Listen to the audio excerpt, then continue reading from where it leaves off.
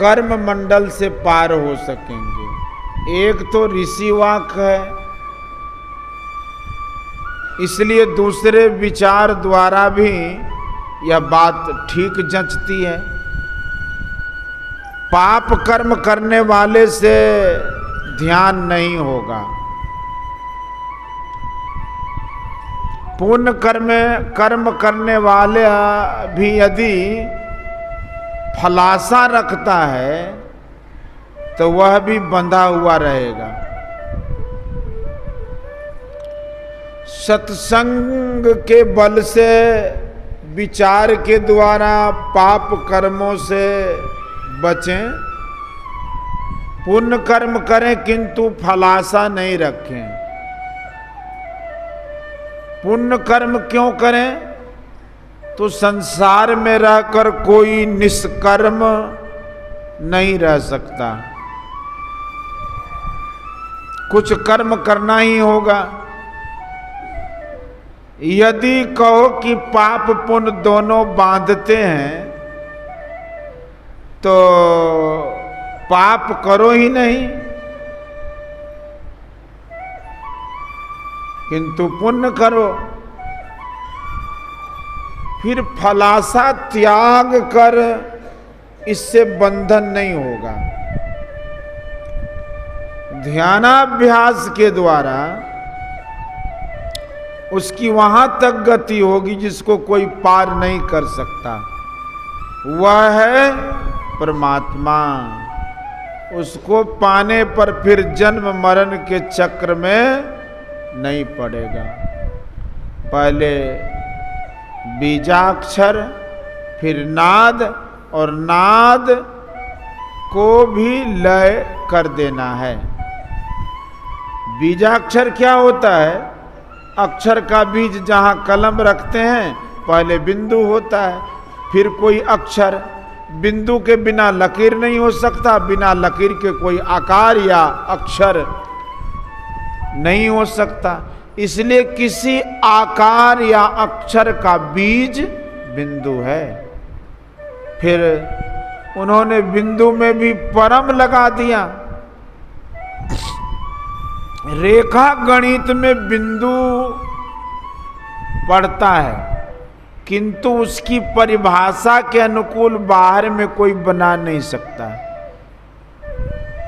बाल की नोक से एक चिन्ह देने पर भी परम बिंदु नहीं हो सकता। परम बिंदु लिखने के लिए परमात्मा ने कलम दे दी है, वह है दृष्टि। दृष्टि दो प्रकार की होती, एक फैली हुई और दूसरी सिमटी हुई। अर्जुन को निशाना मालूम होता था, और को कुछ नहीं। सुई की छेद में तागा करते समय कितना संभाल करना होता है। कहे कबीर चरण चित राखो, जो सुई बिच डोरा रे। एक बार द्रोण ने स्वयं अपने निशाने का परिचय दिया था। एक बार कौरव तथा पांडव सब भाई मिलकर गेंद खेल रहे थे। संजोगवश गेंद कुएं में गिर पड़ा। अब इन लोगों को कुएं से गेंद निकालने का कोई उपाय नहीं सूझ रहा था। उसी समय द्रोण उसी होकर वहां आ निकले। इन लोगों ने उनसे गेंद निकाल देने की प्रार्थना की। द्रोण ने एक सीकी से गेंद में मारा, पुनः सीकी के पेंदे में दूसरी सीकी से, एवं प्रकार सीकी के पेंदे को सीकी से छेदते हुए कुएं के ऊपर तक सीकी का छोर लगा दिया और गेंद को निकाल कर उन लोगों को दे दिया। सीकी के पेंदे में सीकी मारना दृष्टि को कितना महीन करना है। इसकी दृष्टि इनकी दृष्टि कितनी सिमटी हुई थी। अपनी दृष्टि को इस प्रकार सूक्ष्म बनाओ। बाहर में भी कितनी दृष्टि सिमटी है, जो अभ्यास कर पाता है वह जानता है। यह गप वाली बात नहीं है, केवल सिद्धांत ही हो और प्रयोग नहीं, ऐसी बात नहीं है। यह बाहर का हाइड्रोजन ऑक्सीजन नहीं है जो दोनों वाष्पों को मिलाकर दिखलाया जाए कि जल किस प्रकार होता है। एक बिंदुता होने पर जो दर्शन होता है वह परमात्मा का सूक्ष्म रूप है। शालिग्राम में हाथ पैर नहीं है, मुकुट नहीं है, भगवान मानते हो? यह बिंदु ज्योतिर्मय है, इसे भगवान क्यों नहीं मानते? यह भीतर का शालिग्राम है। बड़भागी पुरुष एक बार भी दर्शन कर पाता है तो कितना हृदय शांत मालूम होता होगा। उसका दर्शन होने पर मुनि कहते हैं नादं तस्यो परिस्थितम। संसार में जहां भी देखो शब्द होता है, सृष्टि शब्दमय है। स्थूल जगत में शब्द है, उसी प्रकार सूक्ष्म जगत में भी शब्द है। ध्यान करके देखो ठीक है या नहीं। चित्त जैसे जैसे स्थिर होगा शब्द सुनने में आता जाएगा। बिंदु प्राप्त करने पर सूक्ष्म नाद खुल पड़ेगा। यह वचन अतिशयोक्ति या रोचक नहीं है, यथार्थ है। शब्द से क्या होगा? शब्द में उद्गम स्थान पर आकर्षण करने का गुण है। सब प्राणी शब्द के आकर्षण में खींच जाता है। बिंदु पर जहां से शब्द आता है उसको पकड़ने वाला वहां लय होता है। जहां से वह शब्द आया है वह लय होता है निःशब्द में, वही परम पद है। अंत में शब्द का अभ्यास होता है। नास्ति नदात परो मंत्रो न देवा स्वात्मनः पर नानु संदेह परा पूजा न ही तृप्ते परम सुखम। नाद से बढ़कर कोई मंत्र नहीं है, अपनी आत्मा से बढ़कर कोई देवता नहीं है। नाद वह ब्रह्म की अनुसंधि, अन्वेषण या खोज से बढ़कर कोई पूजा नहीं है तथा तृप्ति से बढ़कर कोई सुख नहीं है। नासनम सिद्ध सदृशम न कुंभक सदृशम बलम न खेचरी समा मुद्रा न नाद सदृशो लय। न सिद्धासन सम आसन न कुंभक सम बल न खेचरी के समान मुद्रा और न नाद के तुल्य लय है। बिंदु के प्रकट होने से नाद स्वयं प्रकट हो जाता है। गुरुदेव कहते थे माता का स्तनपान करने में बच्चा को जो आनंद मिलता है उससे विशेष आनंद नाद को प्राप्त करने पर होता है। इसको अपने अंदर में देखो।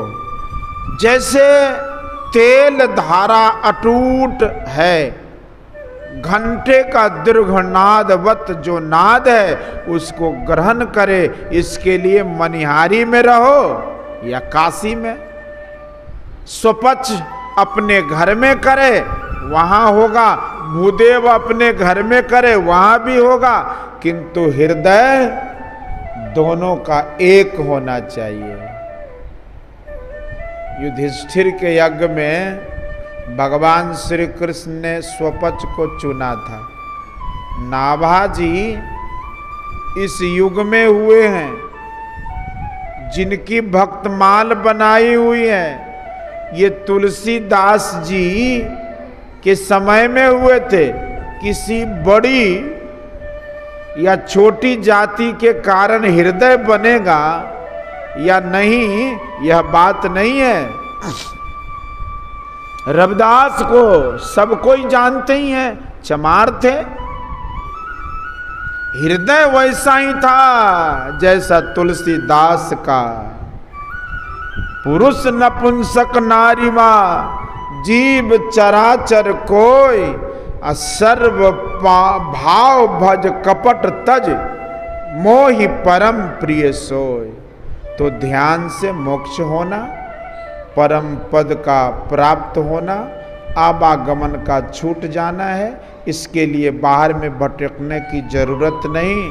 कबीर गुरु की भक्ति कर, तज विषया रस चौज, अब बार बार नहीं पाइए मानुष जन्म की मौज। कबीर साहब विषय की मौज छोड़ने कहा। विषय की मौज में रहने वाला अपने सुख में लगा रहेगा। दूसरे की सेवा करने वाले को अपना शारीरिक सुख छोड़ना पड़ता है।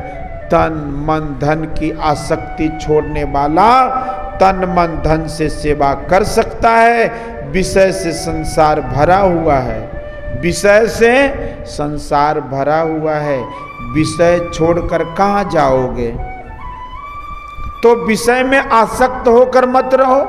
फिर कहो इस बार मौज करने दो, दूसरे जन्म में देखा जाएगा। तो कबीर साहब ने कहा बार बार नहीं पाइए मानुष देह की मौज। राजा भरत को मरने के समय हिरण का ख्याल हो गया, मरने के बाद हिरण हो गया।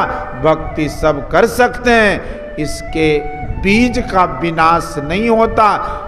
हिरण को जाने पर भी बीज, हिरण हो जाने पर भी बीज नष्ट नहीं हुआ, दूसरे जन्म में और बढ़ गए। इसी को गीता के 6 अध्याय में भगवान ने कहा, अनेक जन्म संसिद्धो यतो याति पराम गति।